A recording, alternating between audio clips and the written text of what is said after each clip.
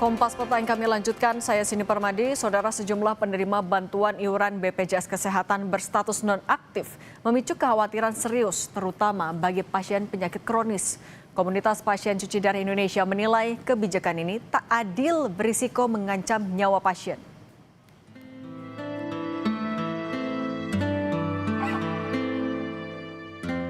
Sejumlah pasien gagal ginjal kronis kehilangan akses pengobatan akibat status BPJS PBI penerima bantuan iuran yang tiba-tiba nonaktif.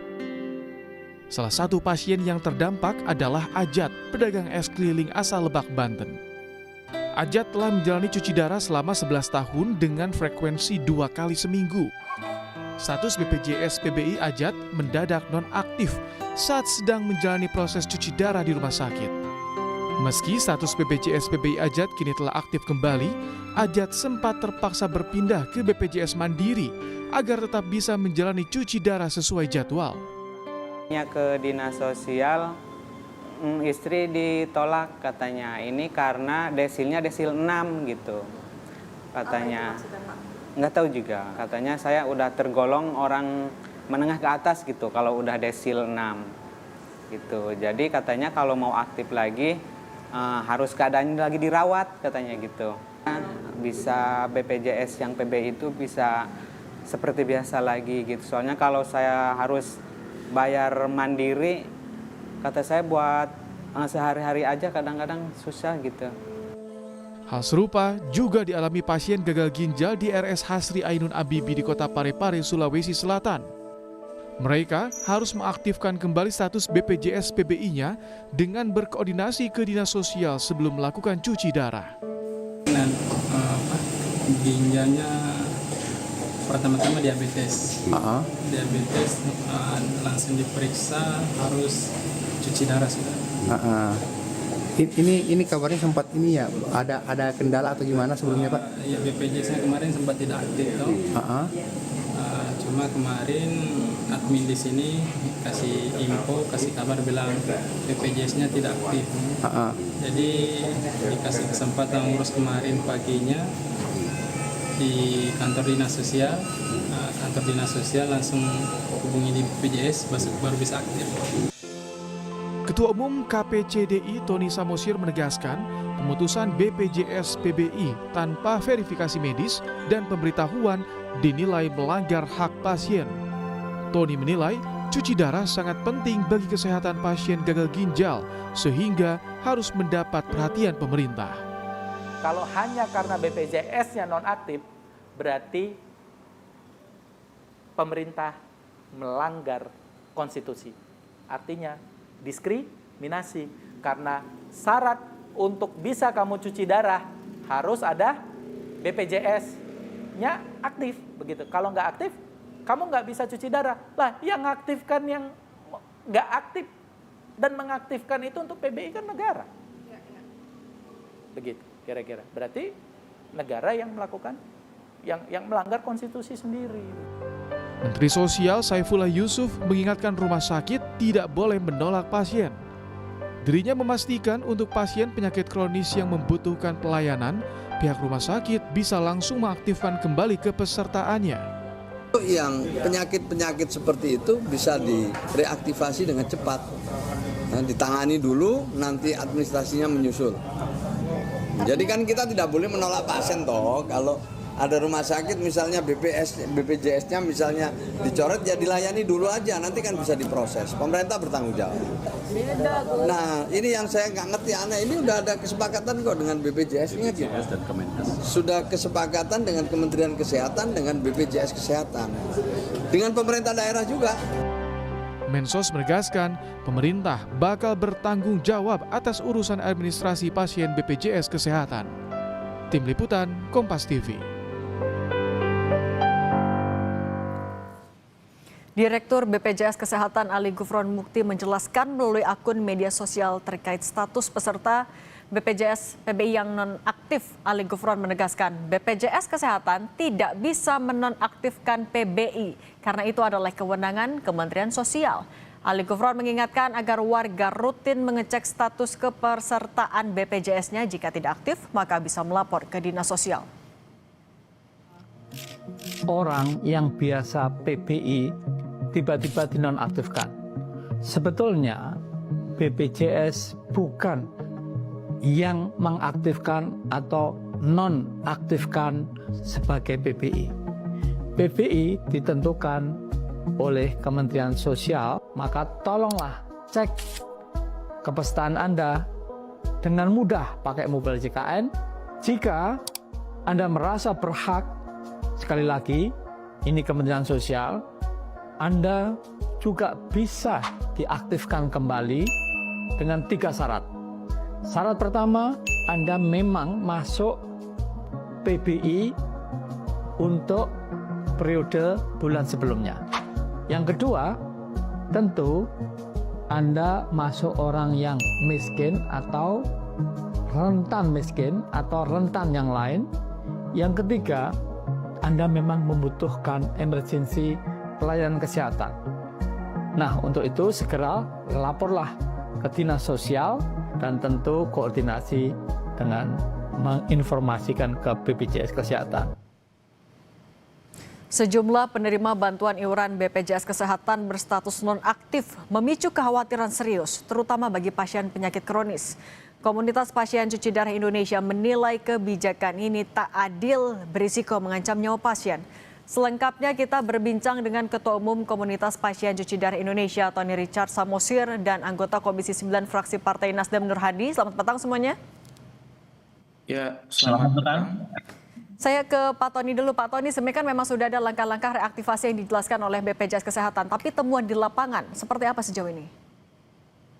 Iya, karena mereka penyakit kronis, perlu diketahui dulu nih para pemirsa begitu ya, bahwa penyakit ginjal kronik itu adalah penyakit yang secara terus-menerus dan berbiaya mahal begitu ya. Dan juga kita perlu tahu bahwa itu dilakukan 2 hingga 3 kali seminggu, per sesi itu 4 hingga 5 jam. Memang tidak boleh terputus. Apa dampak klinis ketika pasien tidak melakukan cuci darah, maka mual, muntah, ya kan, terjadi gagal jantung hingga berisiko fatal hingga kematian begitu. Jadi ini tidak boleh ditunda begitu. Nah, yang terjadi karena ini nggak bisa ditunda ketika terjadi pemutusan PBI teman-teman ini, ya teman-teman ini berusaha untuk menghubungi dinas sosial begitu ya. Nah, datang ke rumah sakit ini kan ketahuannya ini ketika mereka datang berkunjung ke rumah sakit. Jadi perlu diketahui begitu, setiap melakukan tindakan cuci darah, mereka ini dilakukan verifikasi, ya melakukan fingerprint, ya verifikasi wajah begitu ya. Terus data administrasinya diminta, rujukan data administrasinya diminta seluruhnya. Itu prosedurnya. Jadi kalau aktif, baru mereka bisa melakukan tindakan cuci darah. Nah, ketahuan ini tidak aktif. Yang dilakukan adalah mereka ya pilihannya 2, bayar atau pulang. Untuk cuci darah sendiri itu ya sekitar 1,3 hingga 1,8 juta memang untuk biaya sekali cuci darah. Nah, ini kan berbiaya mahal dan terus-menerus. Pasien otomatis memilih untuk pulang, mengurusnya ke dinas sosial. Tapi setibanya di dinas sosial kan disambut ramenya orang begitu ya, dan tidak bisa reaktivasi begitu. Oke. Gitu ya, harus menunggu dulu begitu karena kewenangan reaktivasi itu bukan di dinas sosial tapi ada di Kementerian Sosial. Begitu gambarannya. Jadi kasihan pasien-pasien ini, udah mereka menggunakan kursi roda ya, napas juga berat seperti tertekan gajah begitu ya, dadanya begitu. Terus disuruh untuk ke ke fasilitas Pratama, lalu lanjut ke kelurahan, lalu lanjut ke Dinsos. Rasanya ini tidak manusiawi sih kalau menurut saya ya. Begitu ya. Jadi ini nggak manusiawi yang dilakukan oleh negara. Begitu terhadap warga negaranya. Saya ke Pak Nur Hadi juga. Pak Nur Hadi, kalau misalnya di Komisi 9 Anda menangkap keluhan yang sama? Ya, jadi menurut saya ini negara lalai ya. Negara lalai melindungi warga. Ya, karena banyak pasien cuci darah datang ke rumah sakit dalam kondisi rutin, tiba-tiba kartu BPJS-nya nonaktif. Padahal kita ketahui bersama, cuci darah itu bukan layanan pilihan, tapi satu-satunya untuk penyelamat nyawa. Menurut saya ini bukan soal administrasi semata, ini soal nyawa pasien. BPJS tidak boleh putus layanan seenaknya saja. Khususnya ini gagal ginjal ini kan kategori penyakit katastrofik. Oke. Pasien gagal ginjal tidak bisa menunda cuci darah. Oke. Negara kan sudah mengkategorikan ini sebagai penyakit katastrofik. Nah, Pak Nurhadi. Pak Nurhadi, tapi kalau yang ditangkap sama Komisi 9 sejauh ini, sebenarnya duduk perkaranya di mana? Salahnya itu ada di mana ini sampai bisa seperti ini? Nah, ini kalau saya tadi, ini kebetulan saya di Dapil, saya ketemu dengan para kepala desa. Mereka menyampaikan unek-uneknya ke saya. Jadi, terjadi keanehan perpindahan data secara mendadak dari desil 5 ke desil 6. Kan kalau yang ditanggung PBI ini desil 1 sampai desil 5 kan. Tapi di bulan Februari ini tiba-tiba dari desil 5 naik ke desil 6 sehingga mereka dikategorikan mampu. Padahal kenyataannya saya tanya kepala desa yang tahu betul kondisi lapangan, warganya ini benar-benar kurang mampu. Jadi menurut saya ini adalah kesalahan sistem yang harusnya tidak boleh dibayar dengan nyawa masyarakat kan begitu, Pak. Dan artinya untuk data yang diupdate itu artinya tidak tepat, tidak sesuai dengan keadaan lapangan, begitu? Tidak sesuai. Jadi menurut saya ada semacam ini ya, semacam kesembronoan atau keberanian yang tidak terukur oleh direksi BPJS Kesehatan yang mereka hanya mengandalkan data dari Kementerian Sosial. Nah, Kementerian Sosial ternyata datanya tidak valid. Kan nah, begitu, kalau Mbak? gitu, Pak Nurhadi, kalau ini adalah kesembronoan menurut Anda, kapan Komisi 9 akan memanggil Menteri Sosial? Ya, minggu depan kami Komisi 9, mitra kami adalah BPJS Kesehatan. Ini nggak boleh. Saya sangat setuju kalau ini pasien yang biasanya pakai BPJS dengan kategori PBI, tetap rumah sakit harus melayani dan negara tetap bertanggung jawab akan mengganti biaya itu, Mbak. Oke. Nah, untuk minggu depan kami akan usulkan dengan pimpinan Komisi 9 memanggil direksi BPJS Kesehatan. BPJS dulu. Oke, kalau gitu Pak Tony, ini kan sudah terjadi. Ada banyak yang kemudian tertahan ketika mau melakukan pengobatan, sementara itu sebenarnya tidak boleh ditunda. Kalau begitu dari KPCDI, penanganan urgennya dulu sekarang bagi para pasien yang tertahan ini apa? Iya, kami memang mengarahkan teman-teman itu untuk ke pilihannya ke mandiri. Bagaimanapun cara cari uangnya adalah harus ke mandiri. Karena yang dibayar ini kan bukan sendiri ya. Walaupun banyak narasi yang dibuat murah kok, 35.000 ketimbang bayar cuci darahnya 1,5 juta. Ya, narasi-narasi ini adalah sesat sebenarnya. Kalau ada pilihan, kami nggak memilih untuk sakit, begitu ya. Memilih untuk sehat, begitu. Biar negara juga nggak rugi untuk itu. Nah, untuk itu pilihannya adalah kami mengarahkan mereka kepada mandiri. Untuk kawan-kawan kami yang memang tidak bisa atau benar-benar miskin, mereka tidak punya uang. Karena yang dibayarin kan satu kakak. Satu kakak ada 4 hingga 5 orang.